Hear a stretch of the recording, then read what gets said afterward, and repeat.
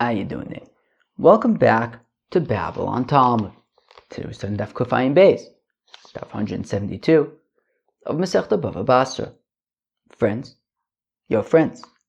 Okay.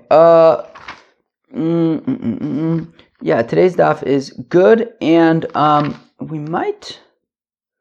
Where are we? I can't even remember where we are. Well, I remember where we are, but what are we? Second. Oh, okay. What's that? I just took a Yosef and Shimon. Anyways, the thing is, I think that I want to get to do about a good chunk of Kuf Ayin Gimel with Aleph, I think. So it might be kind of a long daf, but we'll see. Okay, here we go. We're going to start on Daf Kuf Ayin Beis Amud Aleph, about, probably around 10 lines into the Amud. Omlu Rav L'Safra, yo? Okay. So about around 10 lines in, maybe 9. Omlu Rav L'Safra, so Rav says to his scribes, V'chein Amar Lahu Rav Huna L'Safra, and Rav Huna would say to his scribes as well, Ki kaimisu b'shili, when you're in Shili, kisvu b'shili, so write Shili. And even though the actual loan took place in Hini, but if you're right now writing the star in Shili, so write Shili, I believe, as well. Right? So meaning, as the Rashban points out, Kilu Makom Ploni Kosavnu Hach Masharinu B'Makom Ploni. Kilu, we are right now in Shili, recording what we saw in Hini. And as I like to point out, first of all, this is not the first time we've seen this. We've seen it in Gittin, we've seen it in Yevamis. I like to point out that, as far as I'm aware, my nephew's girlfriend's name is Shili. I have not been updated to the contrary, so I will assume that that is still accurate. Kikaimisu bihini, kisvu bihini. And similarly, if you're currently in Hini, so write Hini, Bavagav de Mesiron, Lechumile Bishili, even though the actual transaction took place in Shili. So you just write, we're in Hini right now, recording events that took place in Shili. Oh, my Rava, says Rava, Haiman de Nokit Shtare Bar Me'ezuze. Oh, so says Rava, if you have a fellow who, so Shimon lent Reuven 100 zuzes, and so now he has a document that says that Reuven owes me 100 zuzes. V'omer, he says, Shabi Niali Trei B'nei Chamshin Chamshin.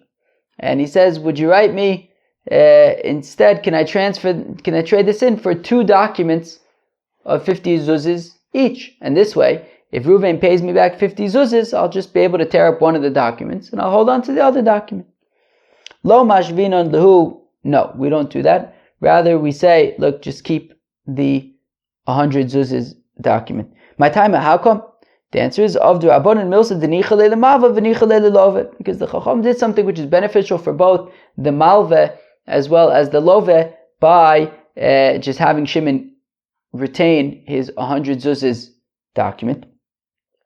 Nicha le'lemava. Why is this beneficial for the loaner, for Shimon?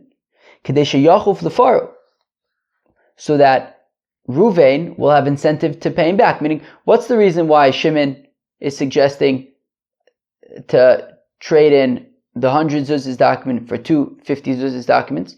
Well, that way, if Reuven pays him back 50 zuzes, so Shimon can just tear up the 50 zuzes document. And he'll have a separate document for the remaining 50 zuzes. But, actually says the Gemara, it's taka beneficial for him to keep the 100 zuzes document, because then if he gets paid back 50 zuzes, he'll write a receipt and give that to Reuven, and now the onus will be on Reuven to hold on to that receipt in order to avoid the potential to be asked to pay the full 100 zuzes again.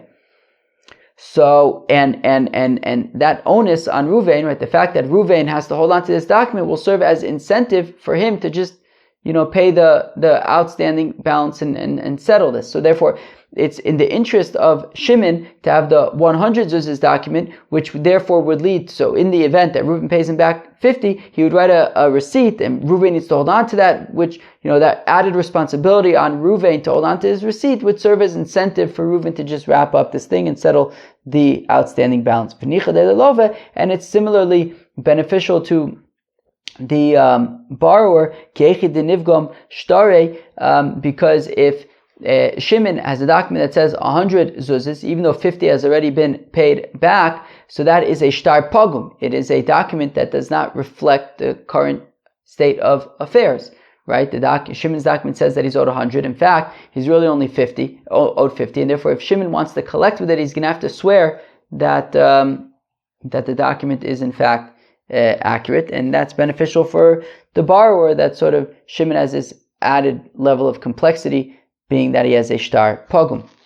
Okay, meaning if Shimon admits that the document says 100, but he's only claiming 50, so he has to swear that he's telling the truth, and that adds sort of a level of complexity for Shimon that is welcome to Reuven. I'm recording in the morning, so I have coffee, so. My Rave, and says Rave, Haiman denoket trei shtari b'nei chamshin chamshin, v'amoshavinu niali chad bar meyo. And similarly, if you have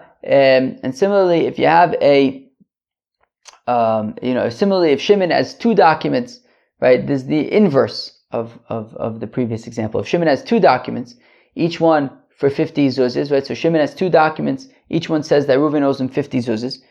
Lo mashvinon lei, we don't allow him, right? We don't just transfer. Is that the word I was saying before? I don't know. We don't trade in. We don't allow him to trade in the two 50 zuzes documents for 100 zuzes document, unless the lova is on board. Because the Chacham did something which is beneficial for both the malve and the love. Why is it beneficial for the malve to have 250 zuzes documents? Well, because that way, if Reuven pays him back 50 zuzes, so then he'll just tear it up and he doesn't have to deal with the fact that he has a shtar pogum. So therefore we keep the 250 zuzes shtars. It's also beneficial to the love. It's also beneficial to the love if there are two separate, if there are 250 zuzes documents, because that way if Reuven, the love, pays back Shimon 50 zuzes, half of the outstanding debt, so then Shimon will just tear up the 50 zuzes document and Reuven won't have to worry about holding on to a receipt.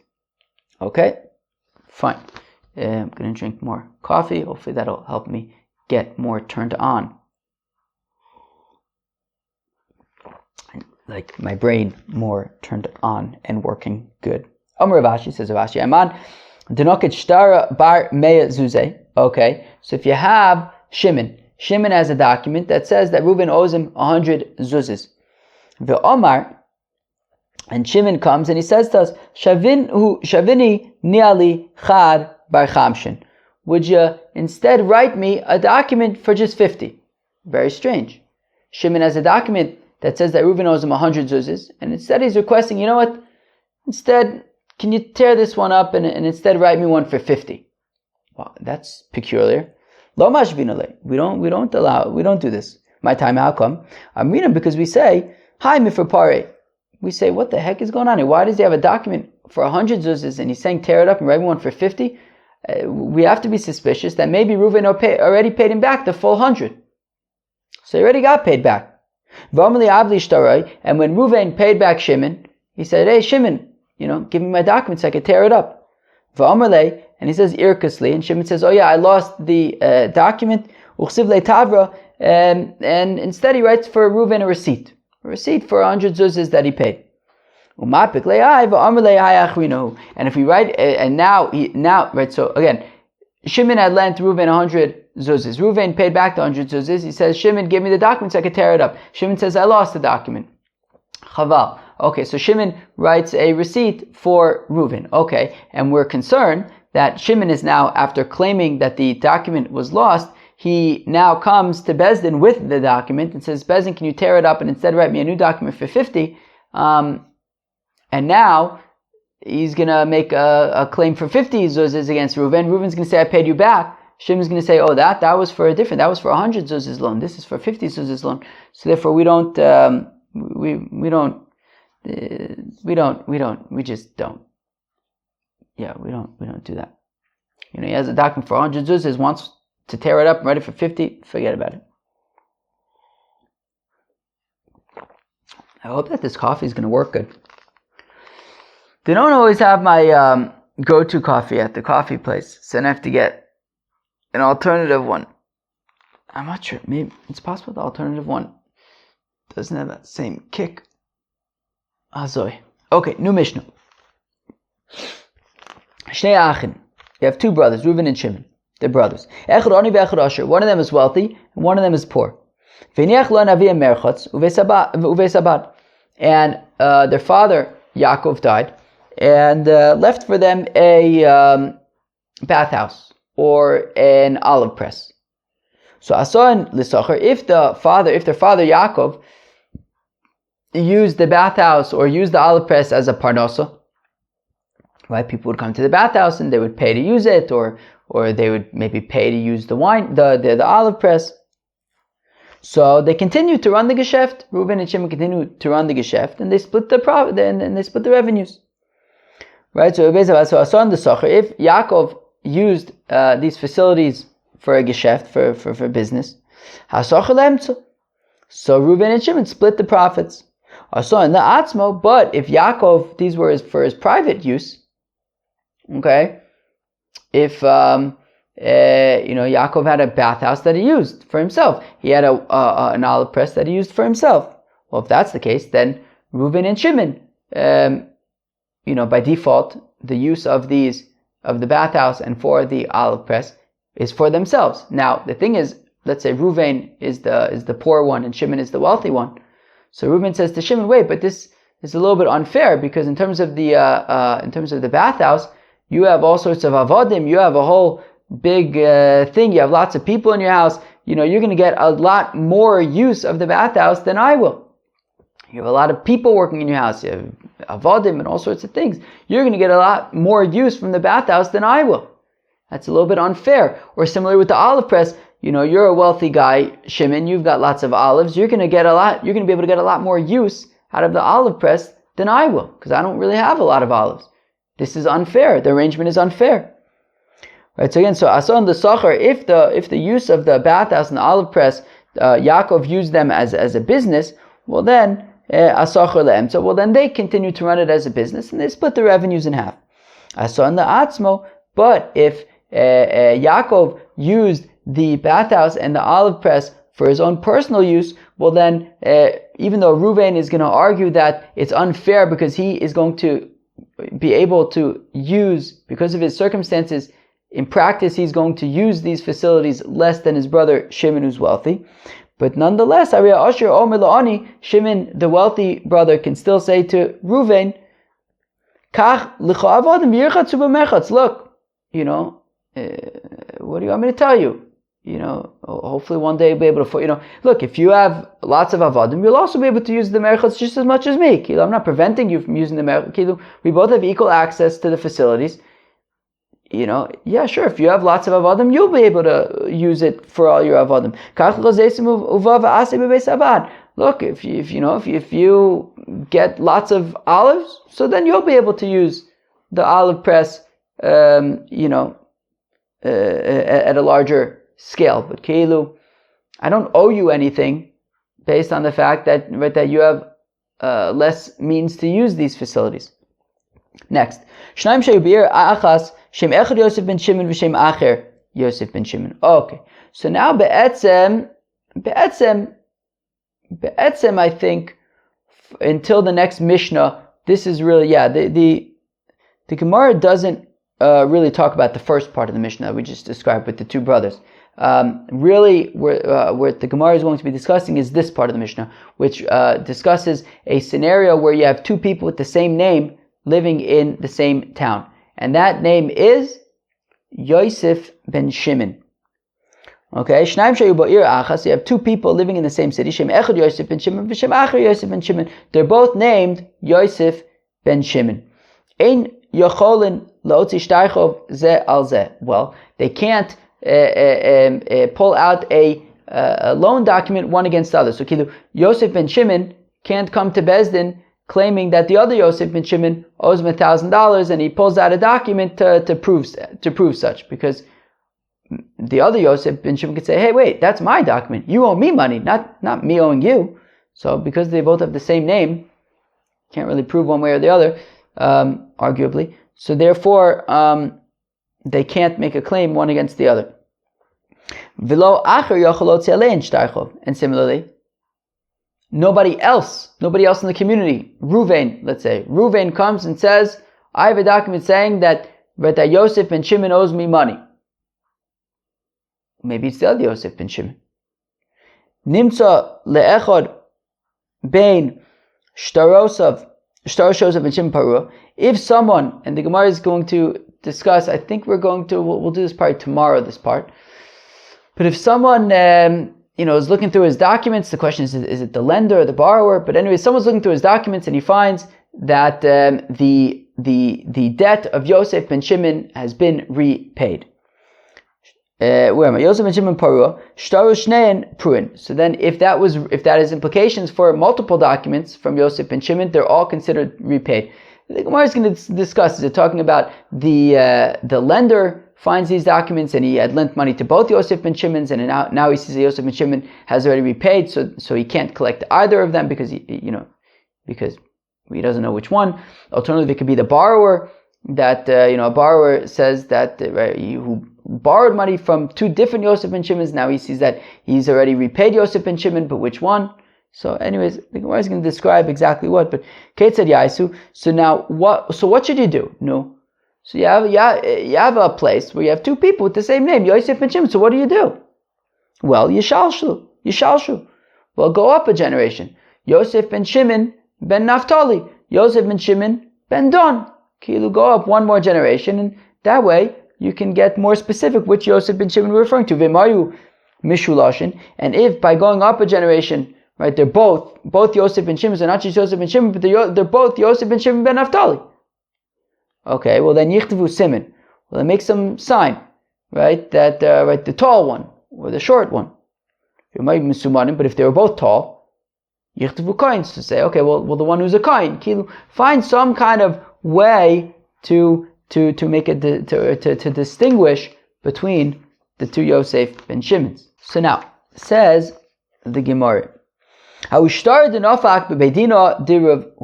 Okay, there was a document that appeared in the Bezdin of Rav Huna.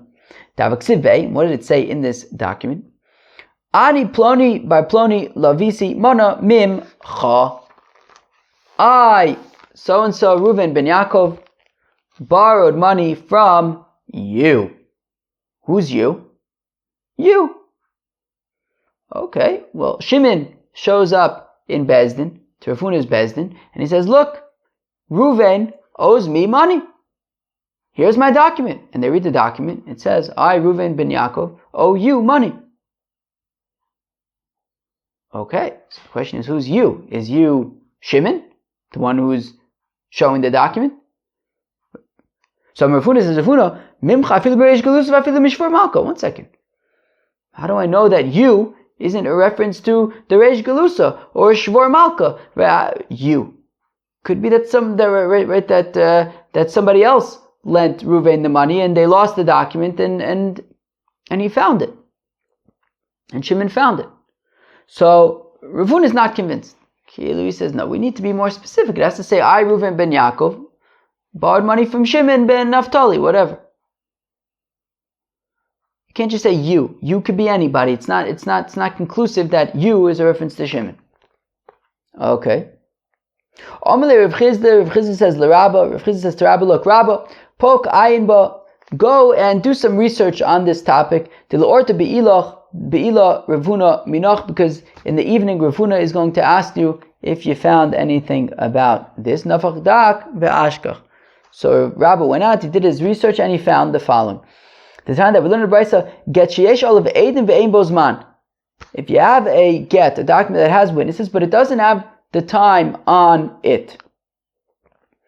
There's no time on the document. Abba Shol Omer says Abba Shol im kosuv bo girashti hayom kosher. Says Abba Shol that if it says in the document that I divorced my wife today, it's kosher. Am hayom hayom adinafik be mashma. Meaning that when we see this sort of today, well, when's today? Is today today? Is today maybe yesterday, but we're only reading it today? We say, well, it, whatever it says hayom, so it's kosher, i.e. we imply that even though hayom is kind of a dynamic, a not static, an unstatic, a not specific date, it's sort of a dynamic date, it's today, whatever today is, but it works, right? Okay, the assumption is that today is today, the day that we're reading it. So achanami mimcha ma'ugav denafik mitusa yadei mashma. And Rabbah argues that the same thing could be applied here as well, that when it says, I, Reuven ben Yaakov, borrowed money from you, it means it's dynamic. It's whoever has the document right now. We assume that it's from them. And therefore, if Shimon is showing up to court with this document that says Reuven ben Yaakov owes you money, you is a reference to Shimon. Okay. Sorry, just have to do a little nose rub. Alright. Fine. Okay. So Rabbah says that we should be able to pay Shimon in this case. Amalei Abaye says to Rabbah, V'dilma Abba Shaul k'Rabbi Elazar svirle. But one second. Maybe Abba Shaul's opinion with regard to the get and saying that hayom is dynamic and it's fine, it works, it's a reference to that very day. Maybe that's specifically in the context of a get though. Maybe that's specifically in the context of a get, it wouldn't be able to apply to a loan document. Because maybe Abba Shaul holds like Rabbi Elazar by Gittin, Domer Edim Mesira Karte, who say that it is the Edim Mesira Karte, it's the witnesses. Right. The main witnesses are not the witnesses that are signed on the document. The main witnesses are the witnesses who witness the get being given to the wife. Those are that's the main validity of the document. The witnesses who observe the transfer of the get to the wife. And those witnesses who are the core validators can also validate for us what the date was. So Keilu, it's not super important that there are witnesses on the document. It's not super important that there's a time on the document. Because ultimately the most important part of the validity of this document is going to be determined by the witnesses who observed, the Edim Mesira, the witnesses who observed the transfer of the get, and they can also therefore testify about what time that happened. So therefore on a get specifically, I can understand why Abba Shaul would argue that even though there is no specific time on it, it is still acceptable within sort of the perspective of Rabbi Elazar that Edim Mesira Karte Aval Hacha. But in this case, by the loan, where it just says that Reuven ben Yaakov owes you money, Leichush L'Nefila. Rabba, maybe we should be concerned that maybe it was that the Reish Galusa, let's say, lent money to Reuven ben Yaakov, and it fell out of the Reish Galusa's pocket, and Shimon found it. So Amalei L'Nefila Lo Chashinon. Rabbi says we are not concerned about Nefila. We're not concerned that it fell out of somebody's pocket. That's not a concern of ours. And Rabbi continues, and here's my proof that we don't that we are not concerned that the document fell out of someone's pocket. Because in our very Mishnah, if you have two people in one city, both of their names are the same, Yosef ben Shimon, they can't pull out a loan document one against the other, and others cannot make a claim against them because each one can just say it's the other one.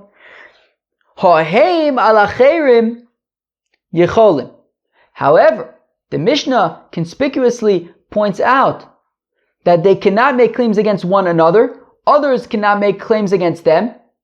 But what about the following scenario, which is not mentioned in the Mishnah, the implication being that they, however, can make claims against others.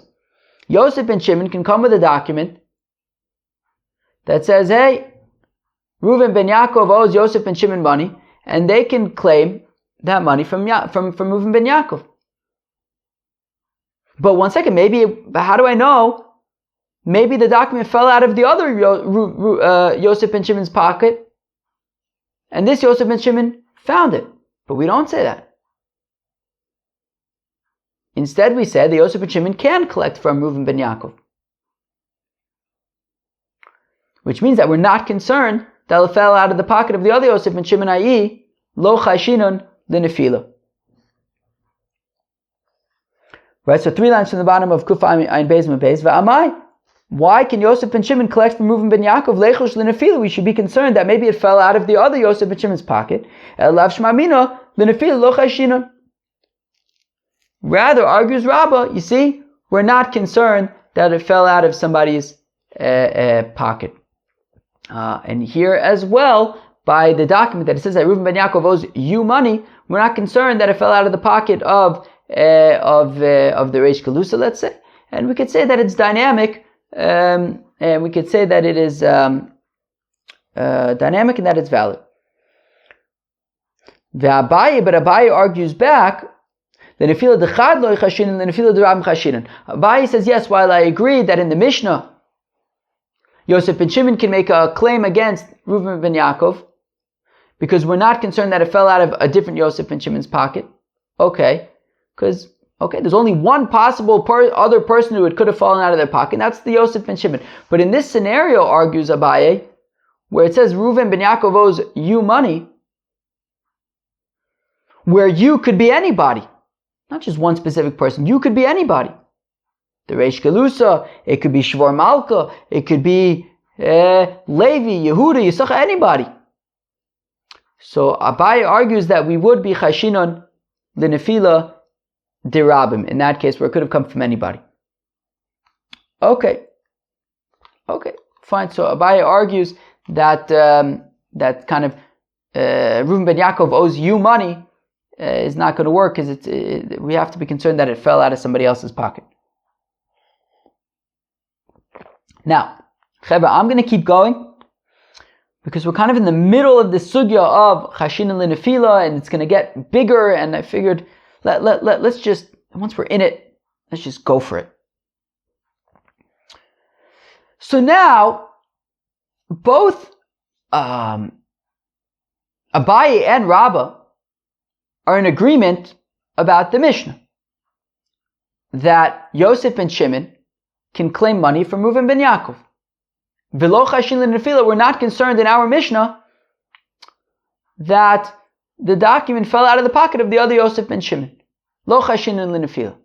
But fact the Gemara, if that's the case, of lo chashin l'nefila de yochid, but elo adetanya, what about the following brisa? Kishem she'ein motziin shtarchov zeh al zeh, just like the two Yosef ben Shimons cannot produce a document of debt, one against the other, to claim that the other owes them money.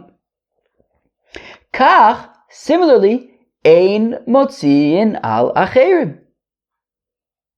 Similarly, Yosef ben Shimon cannot make a claim against Reuven ben Yaakov. Interesting. Because from our Mishnah, the implication was Yosef ben Shimon can make a claim against Reuven ben Yaakov. We now have a brisa which is saying explicitly Yosef ben Shimon cannot make a claim against Reuven ben Yaakov. And if we say that there's no issue of chashin and nefila, we're not actually concerned, right? Both Abaye and Rabbah, right? We're not concerned that it fell out of the other Yosef ben Shimon's pocket. Well, if that's not a concern, well then, how do we explain this brisa? Then why is the brisa saying that Yosef ben Shimon cannot collect from Reuven ben Yaakov? We're not concerned that it fell out of the other Yosef ben Shimon's pocket, so what are we concerned about? So what's the machlokas between the brisa and our Mishnah? Be'osius niknis b'mesira kam iflage. Oh, the machlokas is about osius niknis b'mesira. Meaning, well, we're not concerned that the document fell out of the other Yosef ben Shimon's pocket. However, so then how does Shimon have the document? Well, wait, what? How does this Joseph ben Shimon currently have the document? Well, either it's his, or the other Yosef ben Shimon gave it to him. The other Yosef ben Shimon Pashut gave it to him. And the shaila is, Osius Niknos b'Mesira or not? By the other Yosef ben Shimon giving him the document, does that make it his? This Yosef ben Shimon's? If yes, so our Mishnah, the author of our Mishnah says, Osius Niknos b'Mesira. And therefore it belongs to the Yosef ben Shimon that has it. And therefore it's his, and he can claim it from Reuven ben Yaakov. But the Brisa holds, Ein Osios Niknos b'Mesira.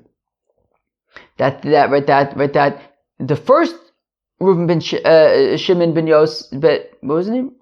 Yosef ben Shimon. The first Yosef ben Shimon transferring the document to the other Yosef ben Shimon does not make it sort of this Yosef ben Shimon's. Sorry for the confusion. We're like literally talking about the same exact name. And therefore, says the Brisa, Yosef ben Shimon cannot collect it from Reuven ben Yaakov, because the first Yosef ben Shimon transferring it to the second Yosef ben Shimon doesn't make it the second Yosef ben Shimon's. Okay. What we can do is Yosef ben Shimon. Oh, maybe that's a good idea. There's Yosef ben Shimon and there's Yosef ben Shimon. Not a terrible idea.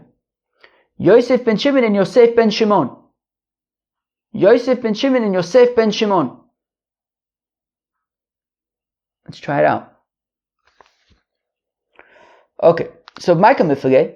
So again, if we're not concerned about the document falling out of Yosef ben Shimon's pocket, well then why would the Brisa say that?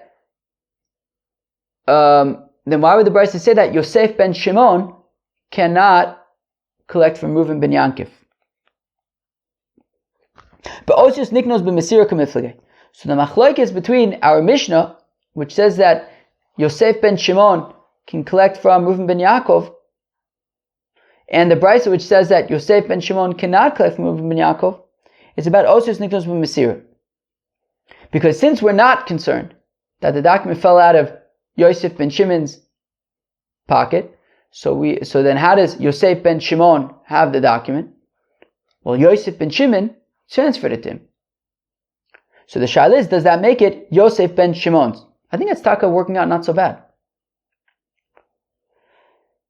Trying to make the best of a difficult situation over here. So Tana Didon Savar, the author of our Mishnah, who says that Yosef ben Shimon can collect from Reuven ben Yaakov, Savar yields Osius Niknos b'Mesira. That by Yosef ben Shimon transferring the document to Yosef ben Shimon, now it belongs to Yosef ben Shimon. Vitana, and therefore he can collect from Reuven ben Yaakov. Vitana Barasavar was the Tana of the Brisa holds Ein Osius Niknos b'Mesira, that Yosef ben Shimon transferring the document to Yosef ben Shimon does not make it Yosef ben Shimon's, and therefore he cannot collect from Reuven ben Yaakov.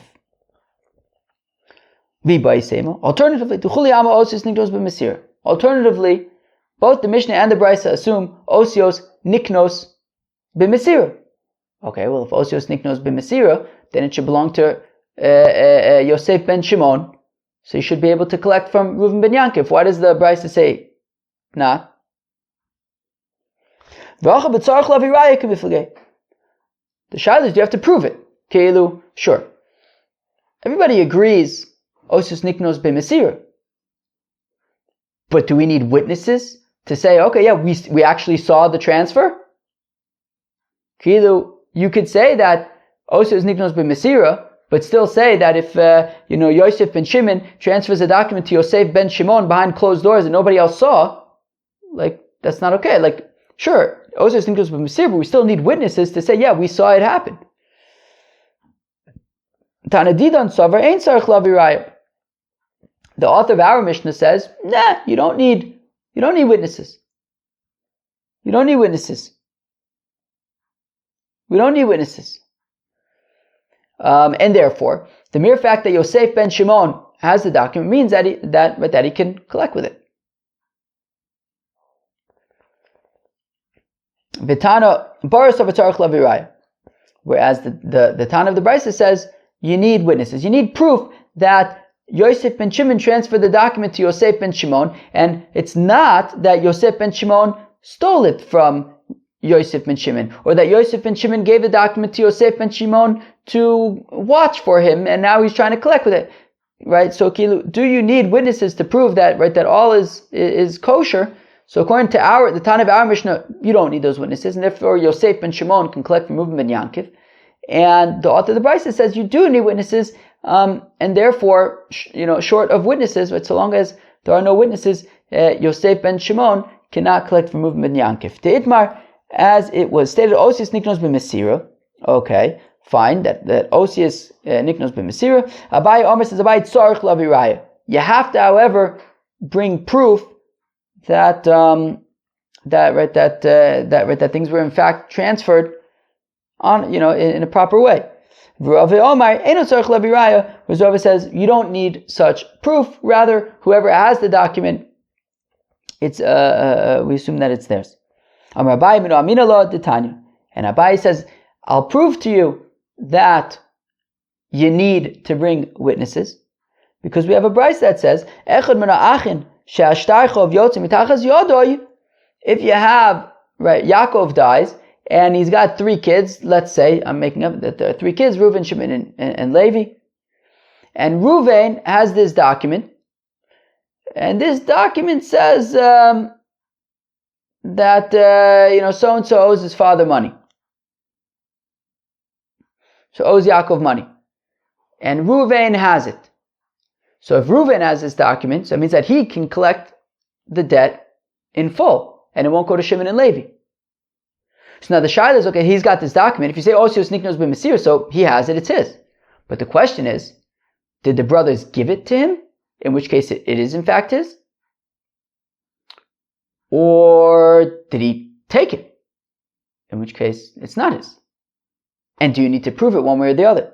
So we have a Brisa that says, again, so you have Reuven, and he's got this document saying that somebody owes his father, his deceased father Yaakov, money.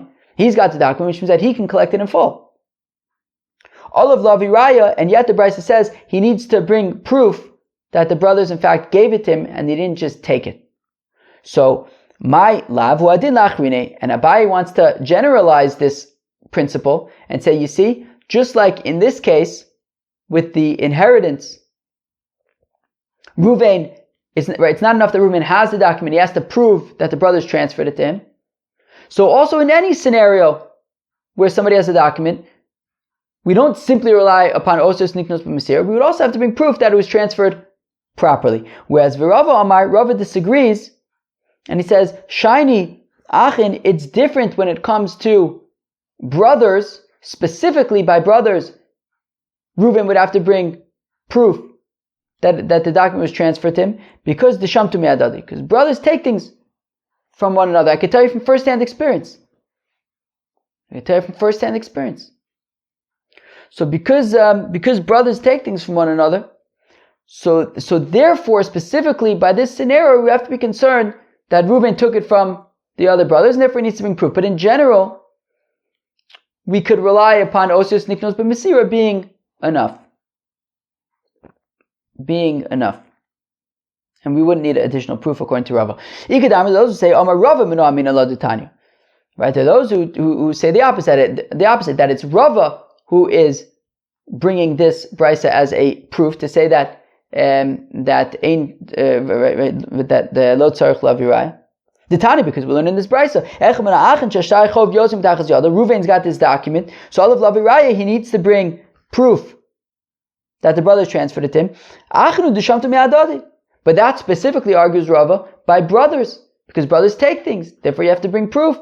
But in other scenarios of Osios Niknos b'Mesira, you would not need any kind of proof.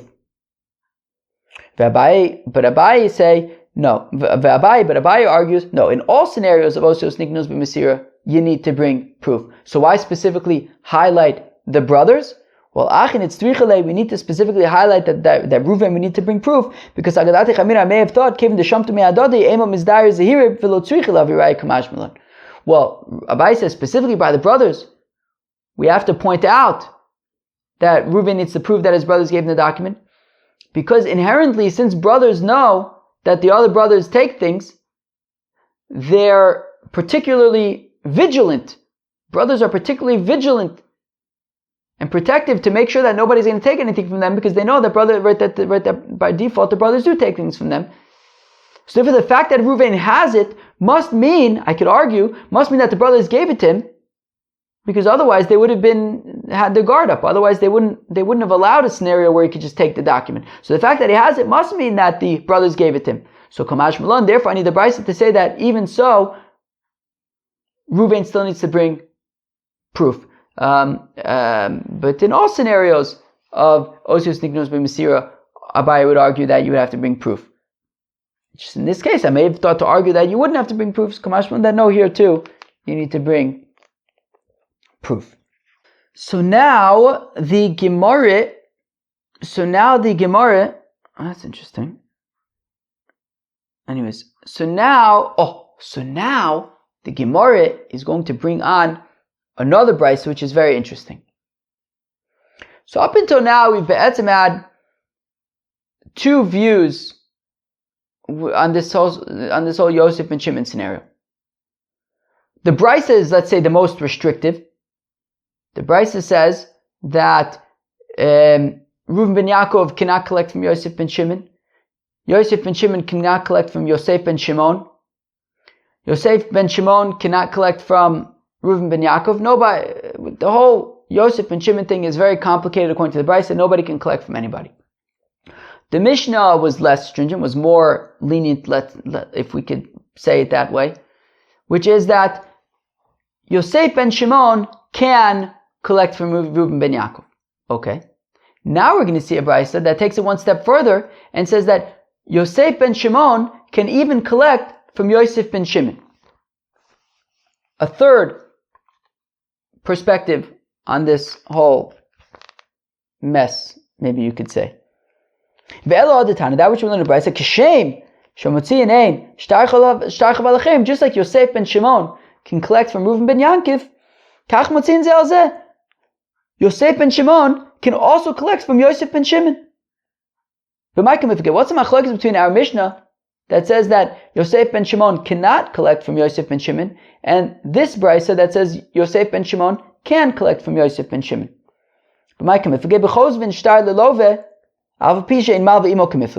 We had said in our Mishnah a few days ago that we can write a document for a borrower even though the lender is not there, right? So meaning if Reuven borrows money from Shimon, we could write a loan document for Reuven, essentially to give to Shimon, even though Shimon isn't here, because ultimately the document is to Shimon's benefit, right? Shimon's going to get a document that says that Reuven owes him $1,000. It's beneficial for Shimon. We can write it. We don't need Shimon to be here, right? We can do something beneficial for him even if he's not here.